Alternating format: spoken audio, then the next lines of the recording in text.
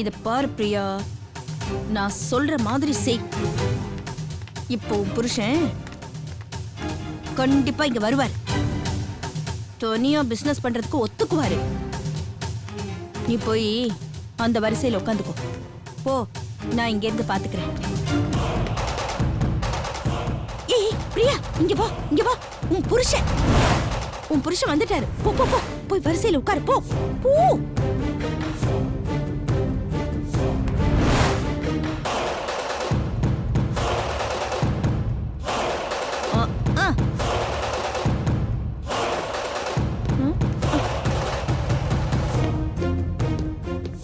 அத்தை, பிரியா எங்க? ஐயோ, என் மகளை நான் எப்படிலாம் செல்லமா வளர்த்தேன். அவளுக்கு போய் இப்படி ஒரு வாழ்க்கை அமையணுமா? குழந்தை குழந்தைன்னு குழந்தை மேல உயிரா இருக்கா. சீதா குழந்தை மேல கூட எப்படிலாம் பாசம் வச்சிருந்தா. அந்த உஷா பெத்த பிள்ளைய எப்படி பாத்துக்கிட்டா தெரியுமா? ஒரு செகண்டாவது கீழே இறக்கி விட்டுருப்பாளா? 10 அம்மாவுக்கு சமமா பாத்துக்கிட்டால. அவளுக்குன்னு ஒரு குழந்தை வயித்துல உண்டாச்சு. அத அவளை பெத்துக்க விட மாட்டேங்கிறாங்களே. வயிற்றுலயே அழிக்க பாக்குறாங்க. ஐயோ அத்தை, இப்ப பாடினா பிடிவாதமா இருக்கா. இன்னும் கொஞ்ச நேரத்துல டாக்டர் அவளை ஆபரேஷன் தியேட்டருக்கு கூட்டிட்டு போயிடுவாங்க. ஐயோ, என் வாரிசு போச்சே, என் வாரிசு ஐயோ போச்சே. அத்தை, அதெல்லாம் விடுங்க. பிரியா எங்க? ஐயோ, அது பாருங்க, அங்க வரிசையில உட்கார்ந்துட்டு இருக்கா. ஐயோ, வானுமதியா கொக்கா. பிரியா, என்ன இது? சொல்ல சொல்ல கேட்காம இப்படி சின்ன பிள்ளைத்தனமா நடந்துட்டு இருக்க. பேசாம எழுந்து வா ப்ளீஸ்.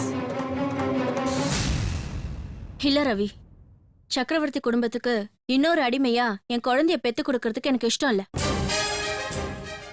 ஷோ பிரியா, ஏன் புரிஞ்சுக்க மாட்டேங்கிற? நான் சொல்றத நீங்க புரிஞ்சுக்கோங்க. ஓகே, உனக்கு என்ன இப்போ? நான் தனியா பிசினஸ் பண்ணணும், அவ்வளவுதானே? நாளைக்கே அந்த மாலதி வீட்டுக்கு போய் சோலார் பிசினஸ் பத்தி பேசுறேன். ஏன் இன்னைக்கு என்ன? சரி, இப்போவே போறேன், போதுமா? அம்மா தாயே, தயவு செஞ்சு கிளம்பு. வா வா. ஐயோ, சூப்பர் என் சொல்லு. ஒண்ணு தப்பா நினைச்சுக்காதீங்க. பொண்டாட்டி புருஷன் கூட ஒரு சின்ன ஊடல் கூடல்.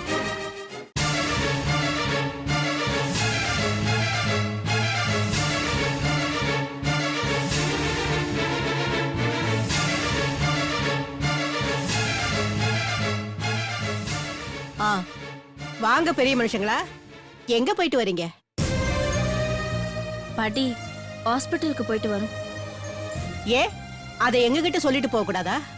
நாங்க தெரிஞ்சுக்க கூடாதா? என்னமா அது புது பழக்கம்? யாருகிட்டயும் சொல்லாம போறது இது உங்களுக்கே நல்லா இருக்கா? உங்க அத்தை சுமித்ரா நாளைக்கு உன் வயித்து புள்ள பிறந்ததும் பாட்டியாக போறா. ஆனா இன்னைக்கு வரைக்கும் என்கிட்ட சொல்லாம அவ எங்கேயும் போனதில்ல. அது உனக்கு தெரியுமா?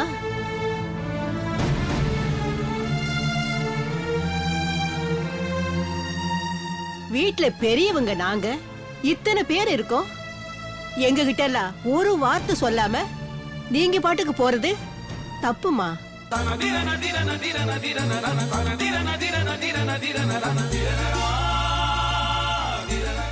சாரி பாட்டி, அவசரமா இருந்தது, அதனாலதான் சட்டுன்னு கால் டாக்ஸி பிடிச்சு போயிட்டேன். ரவி இந்த மாதிரி எல்லாம் செய்ய மாட்டானே. நீ எப்படிப்பா எங்க கிட்ட சொல்லாம போன? அத்தை, நான் தான் ரவி கிட்ட கேட்டேன்.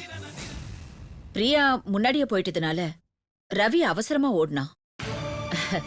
இல்லனா ரவி நம்ம கிட்ட சொல்லிட்டு தான் எதையும் செய்வான். அவன் எதையுமே மறைக்க மாட்டான்.